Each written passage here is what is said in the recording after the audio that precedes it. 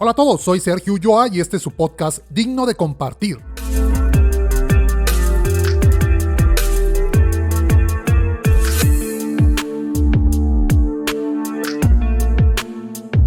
Este episodio 31 lo titulé Fuegos que hay que encender. Antes que nada les deseo un excelente año 2023, en donde tengamos mucha salud principalmente y trabajo. El 2 de junio del año pasado publiqué el primer episodio de Digno de Compartir, con una duración menor a 10 minutos. Dicha duración de los episodios se mantuvo así hasta el episodio 16, y los siguientes se incrementaron a un promedio de 20 minutos. En este año estaré trabajando para que los episodios no sean tan largos, o sea, unos 10 minutos en promedio, ya que por lo que he visto son más concisos y fáciles de escuchar. Dicho esto, entramos en materia de lo que respecta a este episodio 31. A principios del año pasado, o sea, el 2022, por azares del destino me topé con un video en el cual entrevistaban al Dr. Mario Alonso Puig, quien además de ser médico y español, ha escrito varios libros. Se me hizo tan interesante lo que decía que busqué más acerca de él en YouTube y compré uno de sus libros, y desde entonces lo he seguido en redes sociales. La historia de este episodio la obtengo de una plática que él dio a BBVA, y está enfocada en el Dr. Ben Carson, quien es un médico neurocirujano pediatra retirado, escritor y político estadounidense. Acompáñenme a conocerla.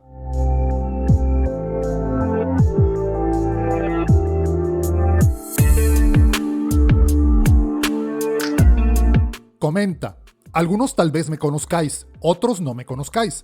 Soy Mario Alonso Puig. Mi trayectoria fundamentalmente está muy basada en la medicina, en la cirugía.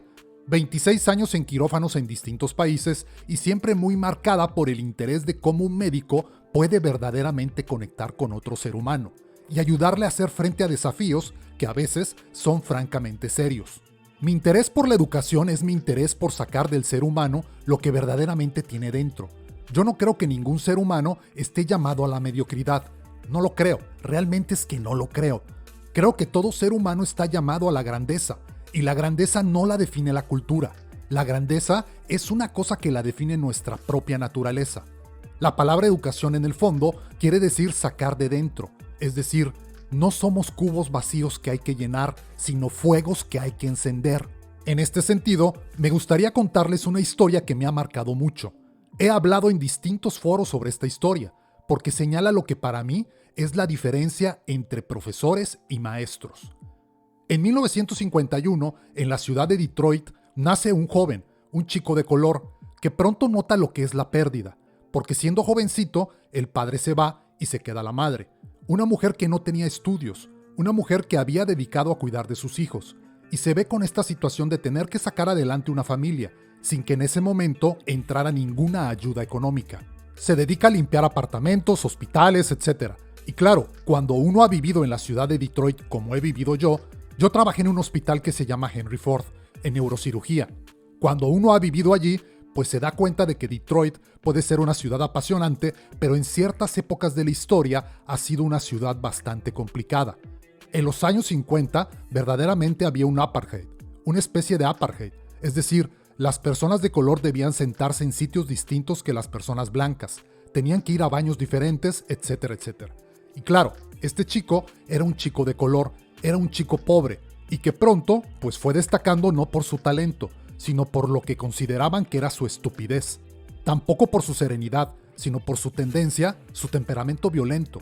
Cualquiera que hubiera tenido una bola de cristal habría imaginado que este chico habría acabado sin duda en un penal en los Estados Unidos, si no es que muerto en un combate entre bandas enfrentadas. Pasaba sus ratos, se olvidaba de su triste condición viendo programas de televisión hasta que un día su madre decidió que iban a ver menos televisión y se iban a dedicar más a leer libros. Y les obligó a leer libros yendo a la biblioteca pública de Detroit, ya que ellos no tenían dinero para comprar libros. Y el joven Benjamin empezó a enamorarse de los libros. Un buen día llega al colegio. Quiero que entendáis que este niño tenía en el colegio las peores notas. Su performance era francamente lamentable. Las notas eran pésimas y lógicamente en poco tiempo sería expulsado del colegio. Pero había un profesor, el profesor de ciencias, que verdaderamente era un maestro. Él creía que en todo ser humano hay grandeza y potencial, y que la misión de un maestro es ayudar a que ese potencial se despliegue y florezca. pero no conseguía que este chico de alguna manera respondiera a los distintos intentos que había hecho para que ganara confianza en sí mismo.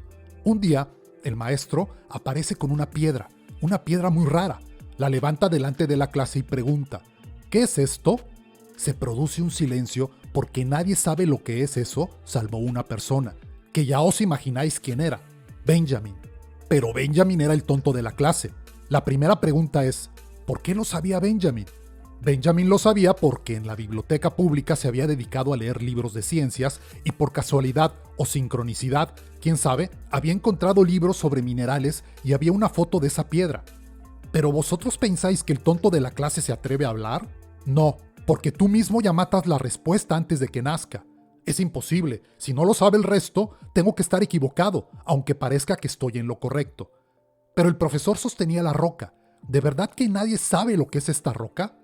Y tímidamente el joven Benjamin alzó la mano. Cuando una persona solo ve el performance y solo enjuicia a los demás, es muy fácil decir: Benjamin, ¿cómo lo vas a saber tú si tú no sabes nada? Pero aquel profesor mantuvo un espíritu curioso, interesado. Él sabía que en todo ser humano hay grandeza, la buscaba, la llamaba constantemente. Benjamin, ¿tú lo sabes? Sí. ¿Qué es? Obsidiana. Correcto. Pero el profesor podía haber dicho: ¡ja! Todo mundo puede tener suerte en esta vida. Podría haber dicho eso, pero no, porque él estaba buscando el hilo que te lleva a la madeja. Dijo: ¿sabes algo más de la obsidiana? Y vaya que sí sabía el joven Benjamin. Empezó a hablar sobre la obsidiana, las temperaturas elevadísimas, luego el frío, cómo cristaliza la roca, etcétera, etcétera. Lo que podría parecer una cosa sencilla, sin más importancia, banal, supuso un antes y un después en la vida de este chico, porque este chico recuperó la confianza en sí mismo. Creyó que era posible aprender, creyó en sí mismo, creyó que a pesar de su triste cuna, por decirlo de alguna manera, podría tener un brillante futuro. Este chico pasó de ser el último de la clase a ser el mejor estudiante de su colegio. Hizo realidad su más profundo sueño, que era absolutamente imposible: ser médico. Se convirtió en el mejor neurocirujano infantil de la historia, el profesor Ben Carson. Ben Carson en 1987 hizo una operación de separar a dos gemelos siameses unidos a nivel craneoencefálico. Todas las cirugías que se habían hecho hasta aquel momento para separar lo que se llama un craneópago, esta malformación craneoencefálica, todas, los niños habían muerto en la mesa de quirófano. En esta operación en 1987 intervinieron 70 profesionales de la medicina y duró 22 horas. Los dos niños salieron adelante, vivieron y estuvieron bien y sanos. Él aplicó técnicas especiales de cirugía cardíaca a la neurocirugía. A nadie se le habían ocurrido. Entonces, lo que quiero transmitir es esto. Es un ejemplo de cómo en todo ser humano hay potencial, en todo ser humano hay grandeza, y tenemos, entiendo, que tener esta disposición a crear espacios de oportunidad para que esas personas puedan mostrar lo que en realidad siempre han tenido y siempre tendrán, pero que no todo el mundo mostrará si no ve ese espacio de oportunidad.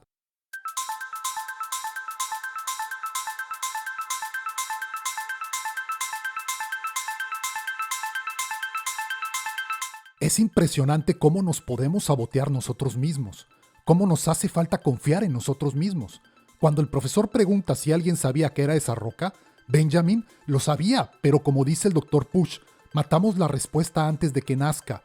Creo que muchos nos hemos visto identificados con esta situación y por ello la indispensable importancia de la labor de nuestros maestros, ya que ellos en un instante pueden empujar o detener el futuro de alguien. La frase "todo ser humano está llamado a la grandeza" es tremendamente comprometedora no solo para los profesores de nuestro sistema educativo, sino para todos. Imagínense la gran responsabilidad que como padres tenemos sobre nuestros hijos, cuando entendemos que en cada persona hay grandeza. Goethe, dramaturgo, novelista y poeta, decía: "Trata a un ser humano como es y seguirá siendo lo que es, pero trátalo como puede llegar a ser y se convertirá en lo que está llamado a ser". Otro ejemplo de ello es la vida de Hikari Oe, quien cuando iba a nacer, los médicos trataron de convencer a sus padres de dejarlo morir, ya que el bebé tenía una hidrocefalia severa, pero sus padres nunca se dieron por vencidos, y hoy en día es compositor de música clásica. Definitivamente, en todo ser humano hay grandeza. Te invito a escuchar el episodio 9, que está dedicado a la historia de Hikari Oe.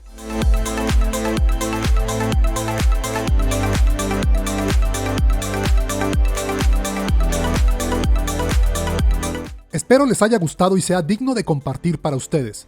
Te pido por favor des clic en seguir en la plataforma de tu preferencia y lo califiques con las estrellas que consideres. Si son 5 mucho mejor, ya que de esa manera me ayudas a que llegue a más personas. Si lo escuchaste en YouTube y te gustó, por favor apóyame con un me gusta y suscríbete al canal.